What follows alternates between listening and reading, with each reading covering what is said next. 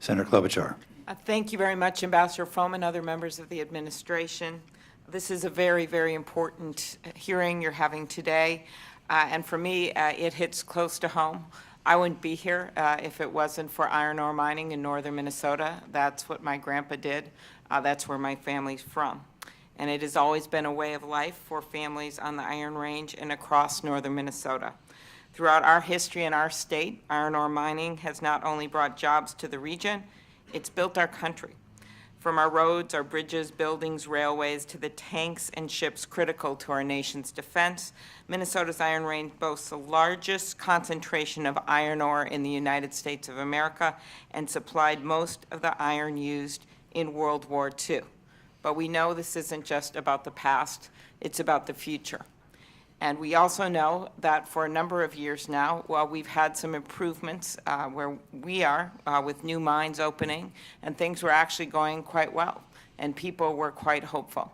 And then what's happened is an overproduction in other countries around the world. We understand that, but also illegal dumping. And in my mind, we should be doing something about the illegal dumping, and we certainly appreciate the steps that the administration has taken, and part of the reason I'm here is to urge you on to do more and to make sure that we follow through on the promises that have been made, because for me, first of all, this is about security for our country. We don't want to get rid of the steel industry. We don't want to have a situation where we lose all of our capacity to make steel in this country. So this isn't just about the past, it's also about the future. Right now we have about 4,000 jobs up north in my state related to iron ore, but 2,000 of these workers are laid off. In Minnesota, USTR, Steel Dynamics, and Cliffs Natural Resources have been forced to idle plants and lay off workers. Magnetation, a natural resources and iron ore mining company with 4 plant sites in Minnesota, filed for Chapter 11 in May of 2015, and 3 out of 4 of their plants are idled. Nationwide, as you know, 12,000 steel workers have been laid off. It is important to acknowledge that Cliffs Natural Resources recently announced that in May, production of iron ore pellets in North Shore mines in Babbitt and operations at its plant in Silver Bay will start again. These facilities were forced to idle, but as I'm sure you will hear from their CEO, things are still not good, and you will also be hearing that from the U.S. Steel CEO when he provides testimony at this hearing.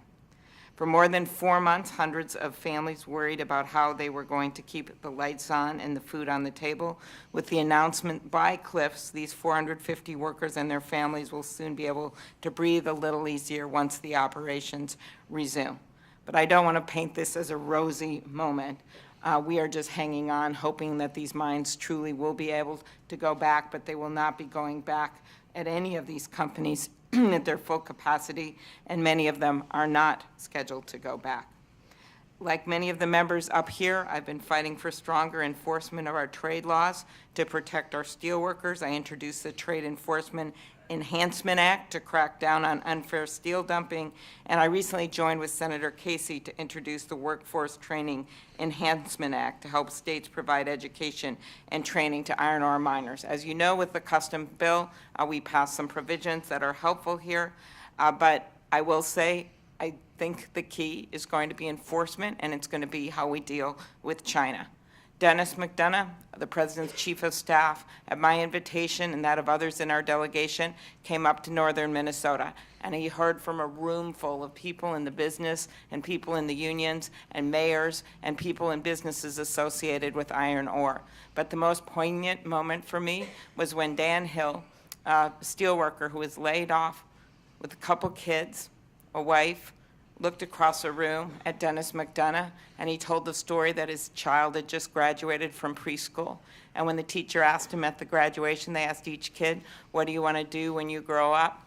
This little boy said, "I want to be a miner like my daddy." And Dan Hill looked across a room at Dennis McDonough and said, "Mr. McDonough, please make it true." So that's what we're here today to ask you to do, to make it true, not out of some sentimental views from the past, but out of the real world we're dealing in today, a world where we believe we should have a strong steel industry in America, in a world that we believe that we have workers that as good as any of these workers across the world. They just need an even playing field to compete on. We know that there are 3 steel-related cases pending before the Department of Commerce. I strongly urge you to implement stringent final duties in the 3 pending flat-rolled steel trade cases. And I join my fellow Senate colleagues on a letter encouraging the Department to fully utilize the tools provided by Congress in the Level Playing Field Act. I'm pleased the administration announced these new actions to combat steel dumping last month. But again, as I mentioned, we need the follow-through. We need the follow-through with the inspections on the ships. I think that would be a very powerful way to send a message if we just simply turn some ships around if they contain illegal steel.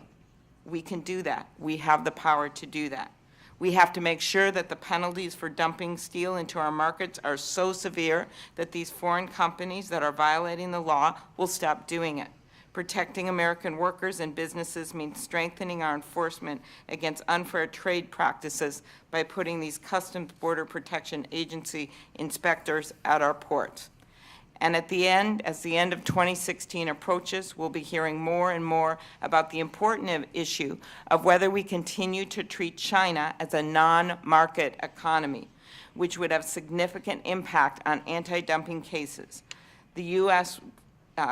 Would have significant impact on anti-dumping cases. I urge the administration to carefully consider the potential harmful impact this would have on the steel industry and its workers, and to take action to continue treating China as a non-market economy.